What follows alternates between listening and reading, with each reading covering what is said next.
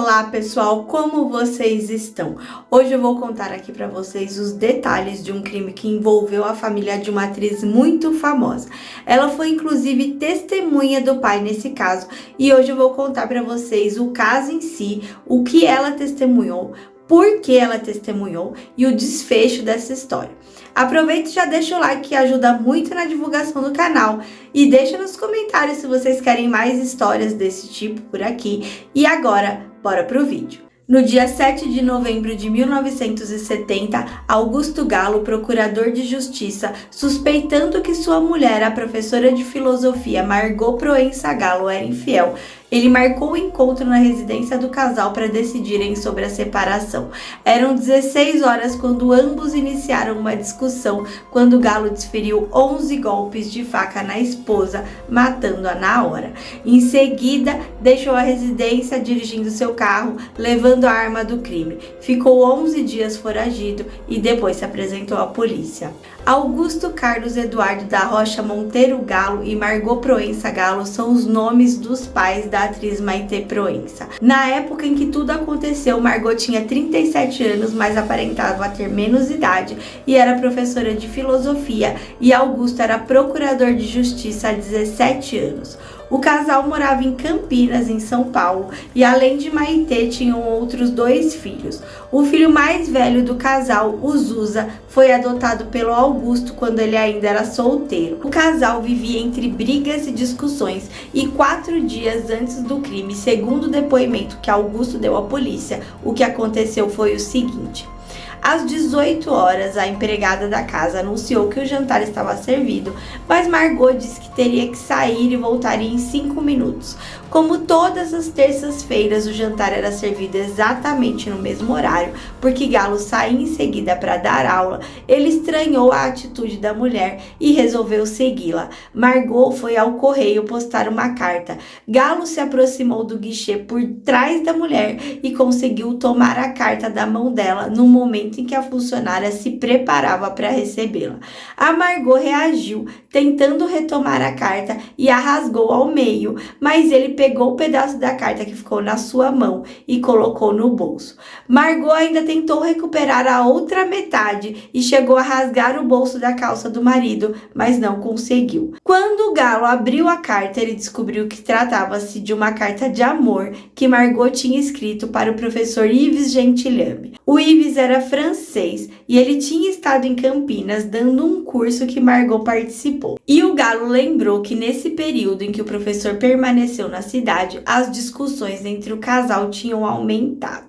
O Gallo ficou esperando a Margot chegar em casa com uma arma e ameaçou ela, bateu nela e fez com que ela entrasse no carro dele. Ele ficou andando pela cidade ameaçando ela, ameaçou jogar o carro contra alguma estrutura, mas ele disse que faltou coragem e ele acabou jogando o carro contra um poste, mas como ele estava com a velocidade baixa, nada aconteceu. A Margot então conseguiu sair do carro, entrou em um ônibus que estava passando e conseguiu se salvar do marido. Ela então foi até uma delegacia e o delegado, que provavelmente conhecia o casal, foi até a casa deles, e aí o Gallo disse que ia sair de casa e ia viajar para algum lugar, mas ela teria pedido para ele não ir, que aquilo tinha sido uma loucura da cabeça dela, que realmente ela tinha imaginado aquele romance com o professor. Ele resolveu ficar, mas os dias que se seguiram foram tensos. Ele se arrependeu de ter batido na Margot e prometeu dar um carro para ela, mas para ter a reconciliação, ele queria que ela confessasse que já tinha tido outros casos e outros amantes antes.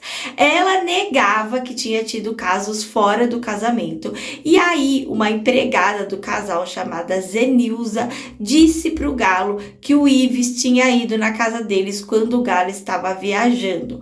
O Gallo então começou a investigar e começou a perguntar para todo mundo porque ele queria testemunhas para poder se desquitar. Entre as testemunhas estava a filha mais nova do casal, a Maitê Proença, que na época tinha 12 anos. A Maitê disse que viu o professor na cama da mãe dela de pijama quando o pai não estava em casa. O outro filho deles, o Zusa, que na verdade chamava Jorge e na época tinha 23 anos, disse que uma vez ele tinha visto a mãe com um oficial do exército. O filho mais novo, o René, só tinha 7 anos e não testemunhou. O Galo também procurou uma antiga empregada da família, chamada Maria Bombonato, que disse que a Margot recebia em casa um ex-aluno chamado Milton, com quem ela se trancava no escritório quando o marido não estava em casa. E aí, com todas essas evidências, o Galo marcou o encontro com a Margot para tratar do desquite, que ele dizia que seria amigável, mas mesmo assim ele proibiu a sogra de participar do encontro.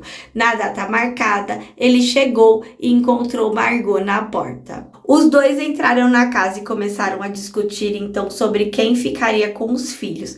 E ele disse para ela que depois do desquite ela ia ter que ir embora da cidade, porque ela tinha manchado a reputação dele.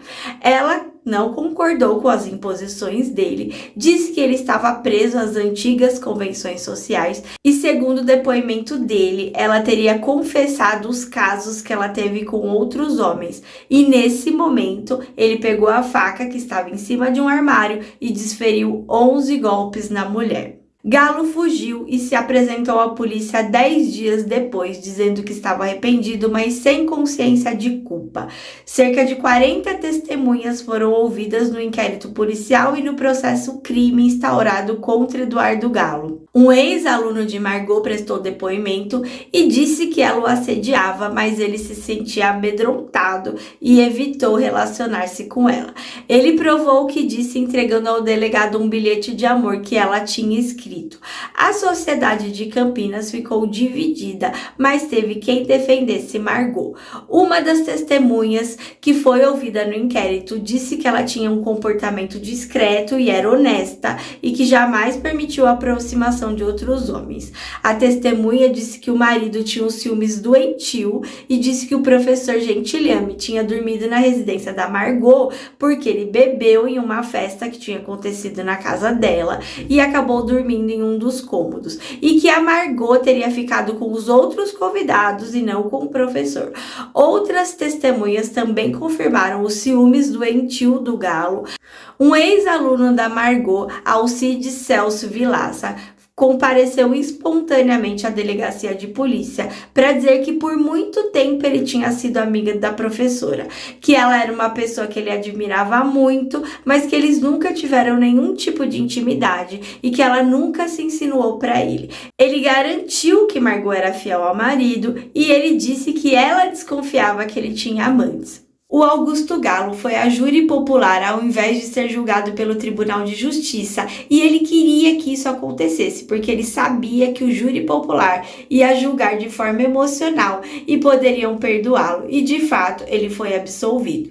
Augusto Galo ajudou seus advogados e preparou muito bem a sua defesa. Ele juntou documentos, cartas, fotos, tudo que ele podia e o Galo foi absolvido por legítima defesa da honra e os jurados consideraram que ele agiu moderadamente, sem nenhum excesso em sua conduta e ele ficou completamente livre, sem nenhuma penalidade. Galo recomeçou sua vida, casou-se novamente 19 anos depois, em 1989. Ele tirou a própria vida depois de descobrir um câncer generalizado. Essa foi a história do crime que abalou a família da atriz Maitê Proença. Espero que você tenha gostado da história de hoje. Se inscreva no canal se você ainda não for inscrito. Peça uma história e até o próximo vídeo.